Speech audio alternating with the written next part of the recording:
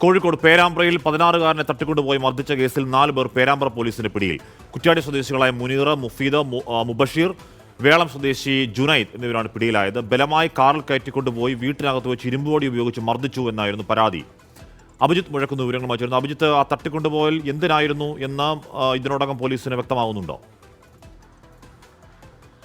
ഹഷ്മി, കഴിഞ്ഞ മാസം 11-ന് നടന്ന സംഭവമാണിത്. പേരാമ്പ്ര ബസ് സ്റ്റാൻഡിന് സമീപത്ത് നിന്ന് ഈ 16-കാരനെ ഒരു 4-അംഗ സംഘം തട്ടിക്കൊണ്ടുപോയി മർദ്ദിച്ചു എന്നുള്ളതായിരുന്നു പരാതി. കാറിൽ ബലമായി പിടിച്ചുകൊണ്ടുപോവുകയും തുടർന്ന് കുറ്റ്യാടിയിലെ ഒരു വീട്ടിനകത്ത് വെച്ചായിരുന്നു മർദ്ദനം.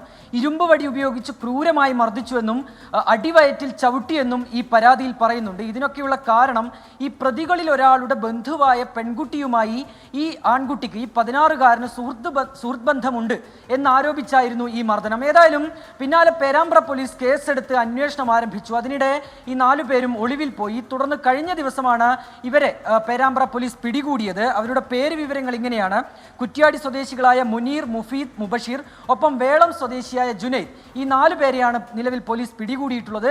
ഇവരെ ഇപ്പോൾ കോടതിയിൽ ഹാജരാക്കി റിമാൻഡ് ചെയ്തിട്ടുണ്ട്. ഹാഷ്മി. ഓക്കെ, അഭിജിത്ത് മുഴക്കുന്നതാണ് ആ വാർത്തയുടെ വിവരങ്ങൾ നൽകിയത്.